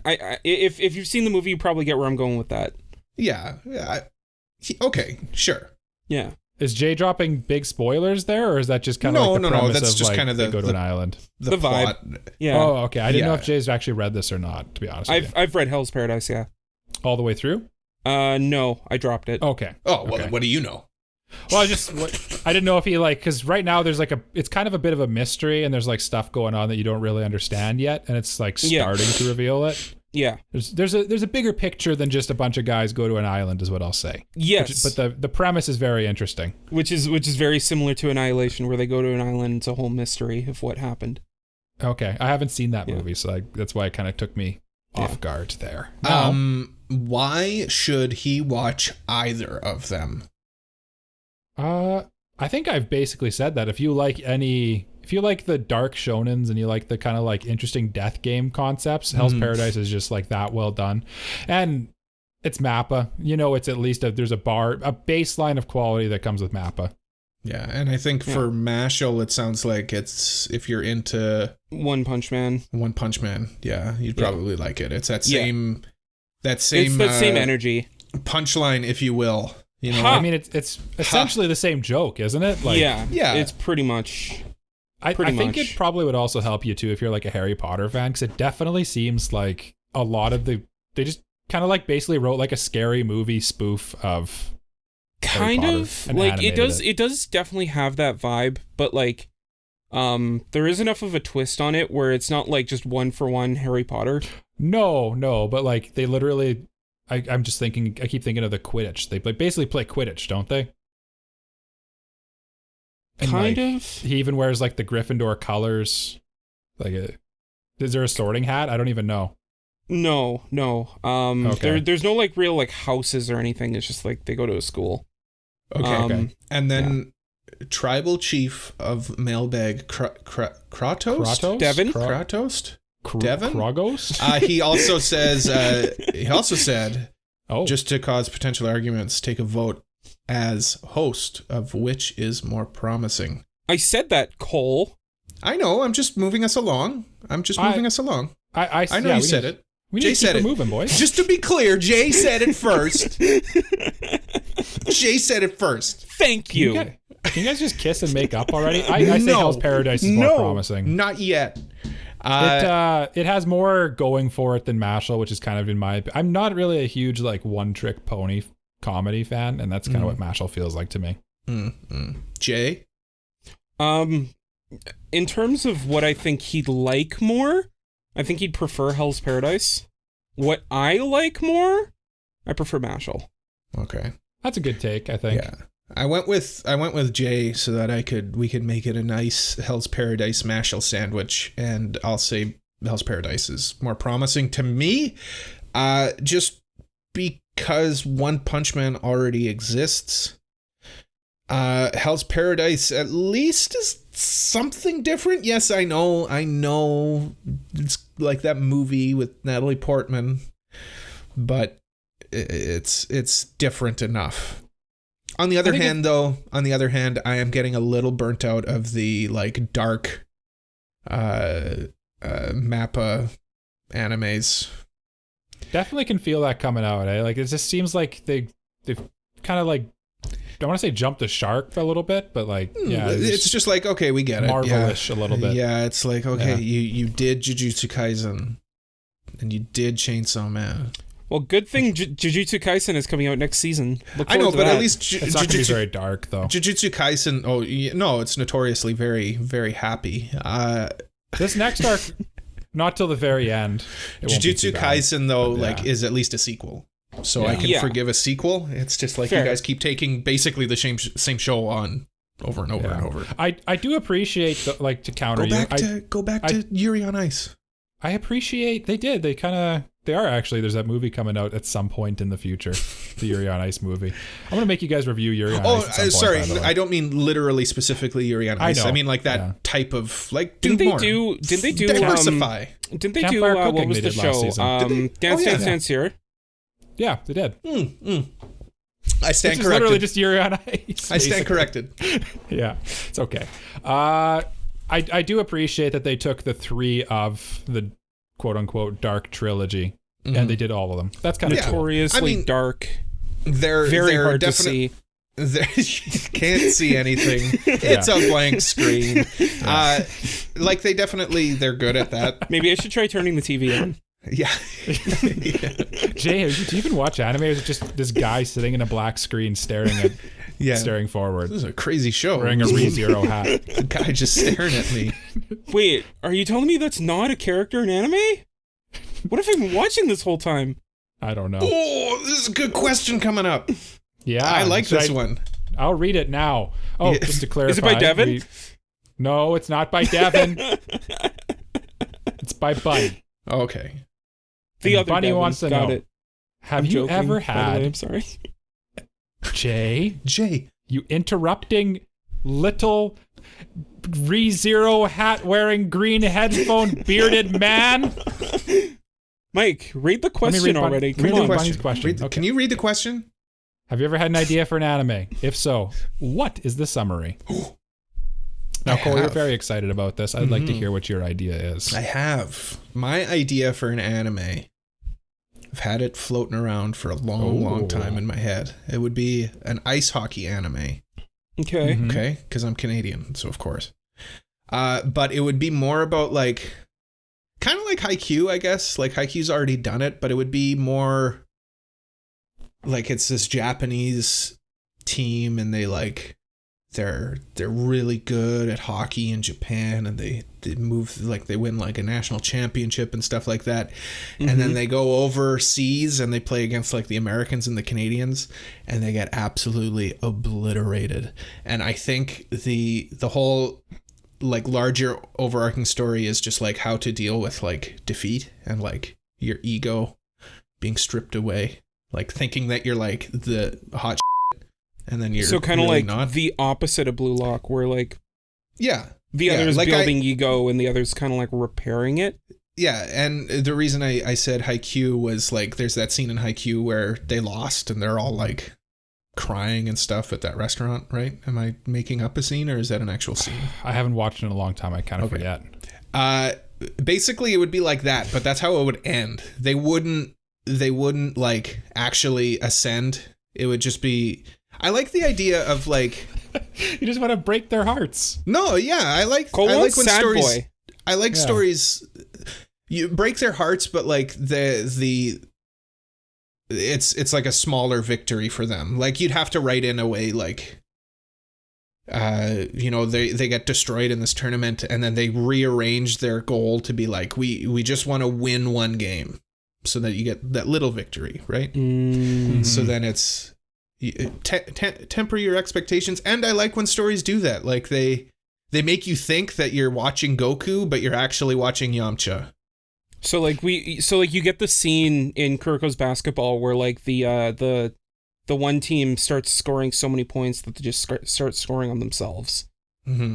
Sure. I have no idea what you're talking about. I haven't got that far yet, but kind of similar to what Cole just said is like in Sandland, you think it's about this little demon prince guy, but it's really about that general, the old general guy who's with him. Yeah. It kind of pulls a little twist on you. Kind of like that, but I want like a more severe twist. I want it to be like, I would like to watch like a romance anime where the characters get together and then there's a time flash or a time skip. Time flash? What the hell? Time flash.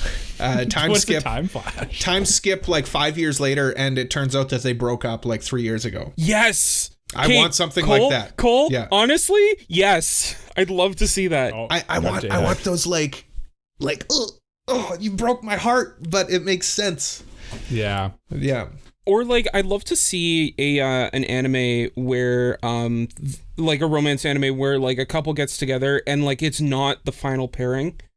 If you know what I mean, like the relationship runs its course and they break up and then he meets someone else. Mm-hmm. Yeah. Or like she meets someone else. Something like that. Yeah. But I think, it's just ice hockey has potential to be really good anime, and I like the idea of a story that is very unconventional. Cole, which studio would you give this anime to?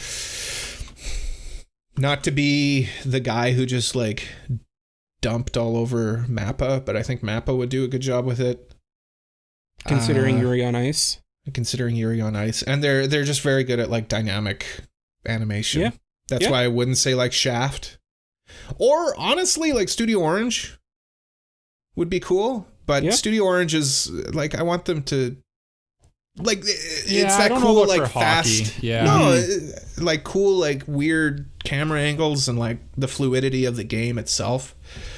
I could see this being like a production IG or something like that. I could see production IG doing it too. It would have to be like, or like Madhouse, a big studio who's got the budget and the time. Yeah. Because I think probably the reason why they haven't done it yet is because it's not as easy to animate as something like soccer or volleyball. Oh, and there's it's a lot niche. of gear involved, and it is niche too, right? It's super there was niche. that one hockey anime. We don't talk about that. We don't talk about that. Why didn't you bring any idols from that show into this? The idol tournament call? I should have. Oh. Cole's sad. We could add 3 more. 15. We could, yeah. Okay. We could announce 3 more next week. Well, I mean, if we do the tournament, we could just add 3 more right before the tournament. Exactly. Yeah. Yeah, we could. Yeah. Okay. I've pitched my show. Now, please pitch. Mike, your do you have show. one? Jay, you go first because I don't have one right now.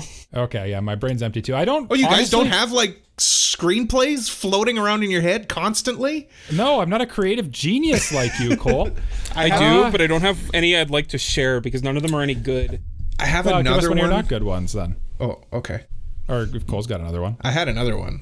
Okay, go ahead, Cole. That floats around in my head constantly. It's like a sci-fi mech show about like an alternative future. Okay. In like North America, and now North America split up into like 4 different nations. No, 3. Sorry, 3 different nations, because the Eastern Canada and the United States have become one nation. Western Canada has become a nation, along with like the northern area with Alaska, and then like Western United States is. The Canadians discovered like a element or something that was revealed underneath the permafrost, which has been melting, everybody. Hello, global warming. That has some kind of like properties that they can use to develop into like super weapons. So yeah, I don't know. They make mechs, and it'd be like a mech show about war. That could be cool. Stuff like that. I like it. It's giving me like Gundam or like Gurren Lagann type vibes a little bit, but I like it. I like it. Yeah. It'd be a war show. And the main character is he is not a fighter at all. He doesn't want to be in the war, but because he's a reluctant hero. He's a reluctant hero. He's Amuro Ray from Vancouver, Canada. He's a reluctant hero, but he has the ability to pilot these mechs that can only be piloted by certain people. And he doesn't want to do it because they have a very high... Listen, I've thought about this a lot. They have a very high fatality rate. Cole, I have an anime I'd like you to check out. Okay. Check out Breakblade. Oh. That sounds so edgy. That sounds so edgy. I'll send you a link to the AniList page later on. Okay. Anyway, Off that's enough out of me. Jay, you said you've got some ideas. Yeah, give us You're your a bad creative ideas. writer. I'm surprised you don't have... He does. He's just being bashful. They're probably No, good. I told you. I have a couple, but I just I have... Oh, actually, yes, I do have one. Okay. It's kind of like ReZero, kind of. Okay. So, okay. The idea that has been floating around my mind is, this guy goes into, is in kind of like a Knights Academy, and, he has a friend that he really admires that, he wants to, that he wants to be like because she's so good at sword fighting and that. And one day he gets this vision that she murdered his entire class. And he has no idea whether that's actually a thing or not, but he has to figure out okay, is this actually going to happen? And if so, how do I stop it? And that's kind of the premise.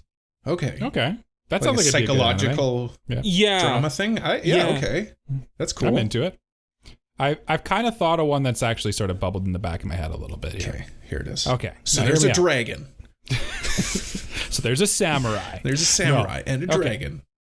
Picture this. It's kind of like a cyberpunk-esque world. I'm in. I know you're in. Yeah. It's not full cyberpunk though. It's just kind of like a little futuristic and a little bit gritty, but think Edge Runners, where it's sure. It's not super fantastical, but it's sure. just it's literally called Cyberpunk Edge Runners, but I know, but yeah. And kind of the premise here is, and before Jay asks who would animate this, I would love it if Trigger did, because I think they'd be amazing at this style. So here's what I'm suggesting. Okay. Picture the a Fast and the Furious movie, but back when they were about racing cars. Okay. Right? And think of Initial D and stuff like that, where it has the banging Eurobeat, just a sweet soundtrack. Maybe it'd be funk actually would be this one. Okay. And it's just these have you guys seen Skate the Infinity? No, but I'm aware of it. So yeah, basically I'm aware the premise of it. is it's these very bombastic characters skateboard and they race the skateboards. But picture that with a sweet funk or Eurobeat soundtrack, but basically drift racing. It's kind of the same concept, but I think that'd just be awesome. So Redline, but with funk. Is that Redline? I don't even know. It's even animated by by Trigger. Oh, okay. I should watch Redline. You should watch Redline. But no, I know what you mean. It would be more street racing rather than. Yeah. Yeah, I get that. I think that'd be cool. A street racing, very stylistic, cool anime that'd be what I'm into. Yeah. I should watch Initial D and I should watch Redline. We should merge all of our ideas together to make into one big one horrible anime. Yeah, it'd be what's that video game where the cars play soccer? Rocket League. Rocket League. Yeah, it'd be Rocket League on ice with knights and funk. The cars have swords. And the cars have swords. Nice. Yeah, we're into it. Cool. Yeah. Hi. Let's move on. Okay.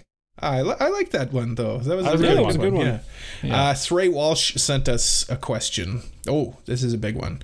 Using characters from animes you've watched in the past week, who would you choose to fill out an adventuring party? One character per show. You need all 4 cardinal classes: fighter, spellcaster, rogue, and healer. Bonus points if you include a bard. Okay. Now, why don't we each pick one? Okay, sure. I'll do fighter. Okay. And we're filling out a D&D party. I think there's one that just stands out right in the top of my head of the ultimate barbarian type grappler fighter. It'd be a fighter class in D&D 5e. I'm thinking of Guts. I think he'd be an amazing No. Mike, shut up. You have to have watched it within the last week. Oh, anime I just watched in the last... See, this is bad. I never remember what the question is as I'm going. Well, I've got an answer for your question, Mike. Okay. It's what's his name from Hell's Paradise? Hell's Paradise. Yeah, that's my backup answer. Like the main guy, Gabimaru. Gabimaru. Yeah, that's great. He's kind of, I'd put him more in the rogue category almost. He's a little too up front. He's a little too up front to be a rogue, I think. I guess his waifu that hangs around with him a lot, the other ninja there is probably more of a Rie rogue. Takahashi. Yeah, no, I think that's a good pick for fighter is Gabimaru. Okay. Yeah. So who's spellcaster then in our D&D party? I have one, but I'll go to Jay if he's got one. I do have a spellcaster. Okay, go ahead. From Dead Mount Deathplay, we got Kabane Shinden. Okay. What's their whole thing? I feel like explaining. I'm debating on whether explaining who they are is a spoiler. Okay. Can we think of a less spoilerific one? One we can talk about? It's very hard with characters that we have. I have one if you've got one. I can do a bard. I have one. Okay, I have bard one. is basically a spellcaster too. Okay, I have a spellcaster. Who's yours, Cole? I was gonna go with Elias. There you go. Yeah. Shoot, what's his last name? Does he have a last name? Yeah. Ainsworth? From Ancient Mage's Bride. Ainsworth, yeah. there we go. Yeah.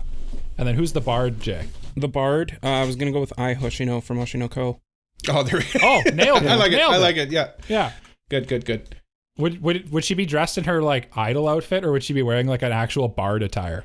No, it'd be her idol outfit, but like modified to be bardified. Yeah, bardified. I like it. Yeah, I could just see her like dancing because she would be captivating too. That's her whole thing. Right? Yeah, for sure. Rogue. What shows have I watched recently that have a rogue? I feel like all my edgy shows could work for that. Oh yeah. You're right. Yeah, your edgy shows would be. Rogue. And yet none of them have like a very edgy rogue character. Oh,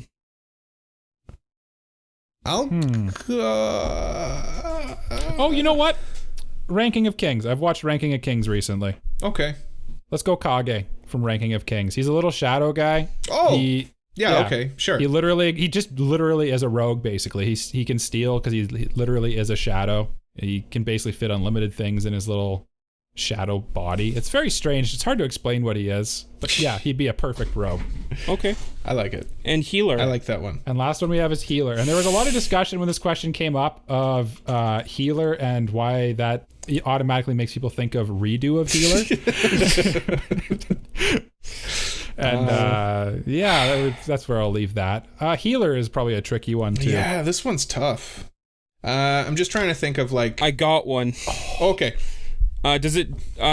So can we go from a show we've already watched, or like we've already submitted recently? No, it like says this week, but no. A show like we've already submitted a character from.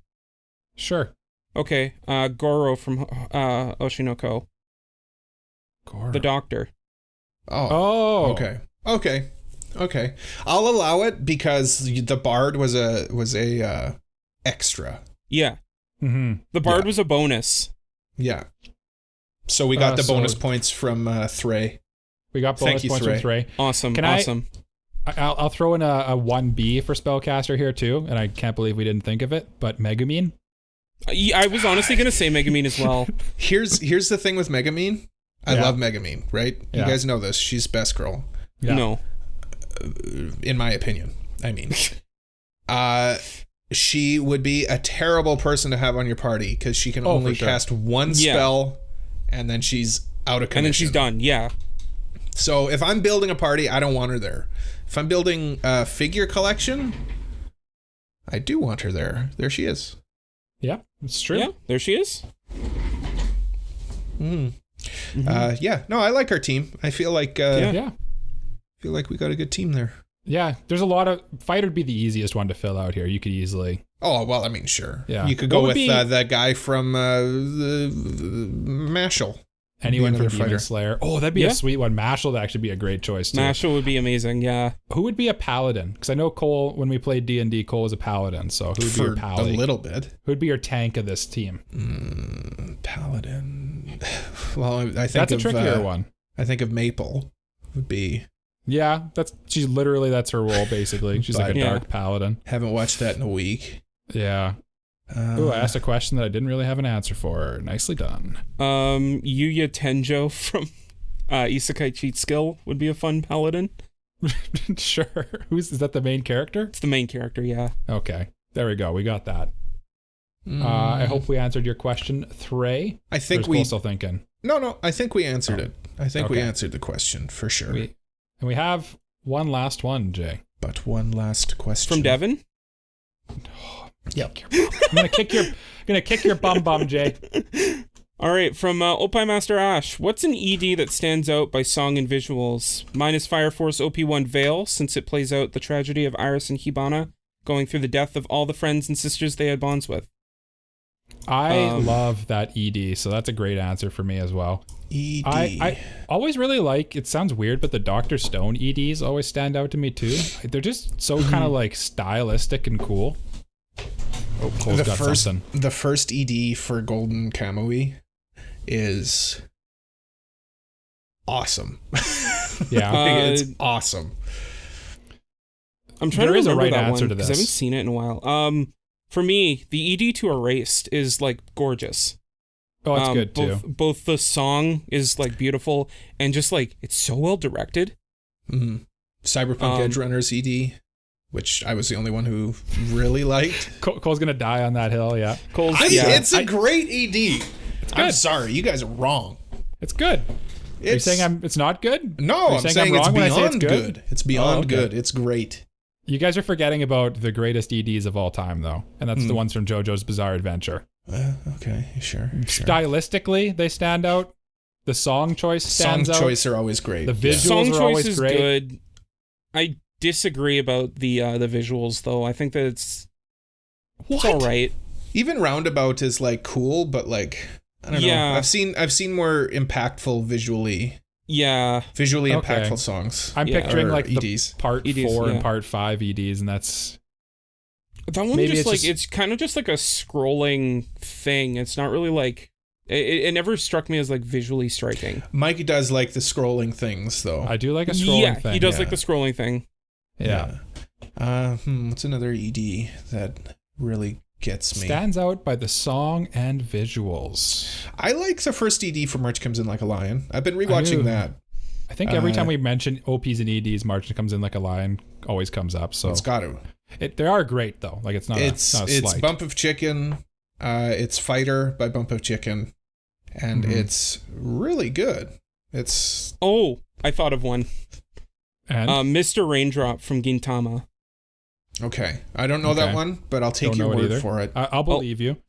I'll send Chainsaw it Man to you. EDs were all good. I was gonna say Chainsaw Man and Jujutsu Kaisen. I feel like are Oh just my like, god. The one by blasting it. Aime is really good. That's the worst one, right? That's the worst one. It's the best one. It's the best one. Yeah. Jay's wearing his Aimare glasses. Yeah. No, it's really good. I don't know what you guys are talking about. I like the City Pop The Oshino one. Ko ED. Wait a minute. Why did I not bring that one up? Oh yeah, that's a good ED too.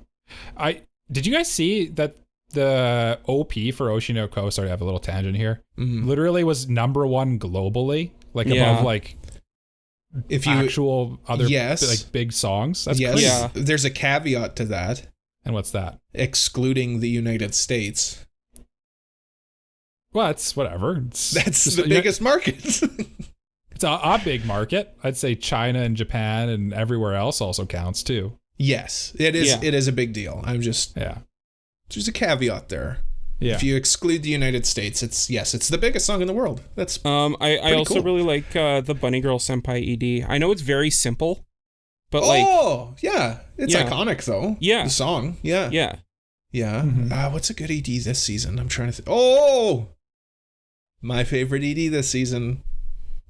Konosuba, Megumin. I love that ED so much. Oh, it's good. Yeah. I love it. I definitely love the that visuals ED. stand out there for sure. I It's like got the like song that too. cool, like chibi look. It's got like a chill vibe. It's cool. I definitely check out the OP and ED, and the ED stands out visually for what's it called? The show I'm watching, Magical Destroyers. Those are insane trips, and it's a lot of fun to watch. I definitely recommend it. They definitely stand out, is what I'd say, because it's like just bizarre. There is one extra part on Opie Master Ass's question there, Jay. Okay, what is it? All right, next question. Have you guys done an H anime episode? If so, what are some that you would tell people to watch if not, or to watch? If not, why haven't you done an episode? Well, I think the answer is no. We definitely this is the hill we die on, though. We said we would read every question, and that was a question submitted to us. That's definitely not something we would do on our main show, but it would be possibly something we would do on our Patreon bonus episode. Yeah, maybe. We try and keep it mostly family friendly here. Yeah, on the main like show. Our rule of thumb is always like the PG-13 is kind of our guiding principle, and H anime is certainly not that. I'm not like being a prude. I'm not trying to be a prude. Oh yeah, no. Like, hey, there's a place for it. Yeah. For sure. Unless you're Jay, apparently. Tune into our Patreon bonus episode for that to find out what that joke the meant. tease was. Yeah. Yeah. Yeah. It's maybe on Patreon. I just don't think it's our AniPro. That doesn't fit our. Yeah, it's not our vibe. bag. I think we'd be too awkward with it.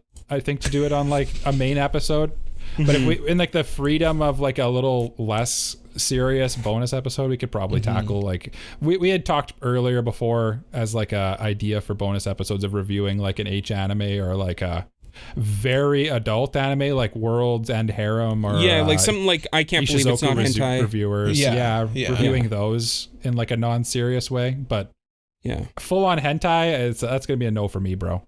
Just not on the main podcast, at least. I don't think. Listen. Yeah. Listen, Opie Master Ash. I'll get them.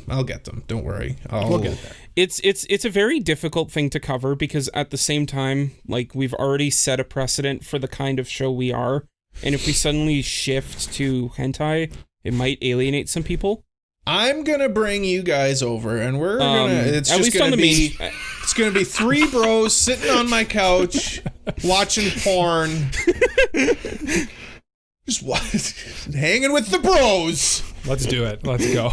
Let's go. Yes, no, Jay is right. We don't want to alienate anybody, but definitely, I think if we did do it, it would be behind a paywall. For sure. The other thing too is like I don't know about you guys, but I don't really want having like my mom watching a video about me talking about hentai being like publicly easily available on the internet. I think we've said this before. My dad watches this show. And my dad is like the most straight-laced person, and I don't want him to hear me talking about stuff. Oh, so maybe that reveals a little bit more about what we talked about on the bonus episode there, Cole. We're gonna have to delve deeper into this. We're gonna delve deep into that. We'll do that off air though. Yeah, we're out of time. We are out of time. Thank you for listening to another episode of the Anime Protagonist Podcast. You can follow us on social media at AniProPod. That's ANIPROPOD. You can follow me on Twitter or Instagram at AniProCole. That's ANIPROCOLE. Michael. Hi, Michael, where are you? I'm here. I'm still here. Follow me at Gritty Gundam on Twitter. GRITTYGUNDAM. Jalian. Tell the people where they can follow you. You can follow me at JGardian on Twitter. That is JAYGAREDIAN. Ooh, Sleepy J's back. Or join our Discord. He's his eyes, they fall into sleepiness. Yeah, join our Discord. Links to everything is at our website, anipropod.com. Or, links in the show notes, all of that. Leave a like, review, subscribe. Tell a friend all about us. And if you really liked us, like if we're not your second favorite podcast, if we're your favorite anime podcast, top of podcasting, tippy top. If you're a fan, if you're a real fan, support us on Patreon. We've got some things on Patreon that you can come and enjoy, like bonus episodes, early access, priority mailbag, stuff like that. And you also get shouted out on our show, like right now. We've got Mr. Family Guy 36. We have the Elijah Wood, ladies and gentlemen, Brain Dead B-Dog, Super Mexi, and Pete from What Do You Say Anime. Thank you so much for supporting us. We really appreciate it. Mm-hmm. And we'll have a bonus episode out soon. One last thing before we say our famous thing that we say. We'll be at Icon in July. I should have the date here. July 14th to 16th. I'm really good at hosting. July 14th to the 16th at Icon in Winnipeg, Manitoba. If you're there, come say hi. We'll be there. Where will we be, Cole? Where can they find us? Are we be in like the vendor area or? It'll be in the vendor-ish area, but like we're kind of pushed off to the side. Yeah, we'll be there. We'll be kind of like the same area we were last year. If you know where that is, yeah. Look for our stupid faces. You'll see us. They'll be big on a poster. I'll be wearing this hat. I'll be one day wearing normal clothes. I'll probably cosplay one day. And are you going to cosplay you again? Of course. It's the only cosplay I have. Yeah. But yeah, we'll be back next week. But until we come back next week, we say, as we do at the end of every episode of the Anime Protagonist Podcast, au revoir. Bye-bye. Mike, say bye-bye. There you go. Bye-bye. There you go. Bye-bye. Bye-bye. Bye-bye. How many bye-byes are we going to do? One more. Bye-bye. Shalom. Bye. Bye. Bye-bye.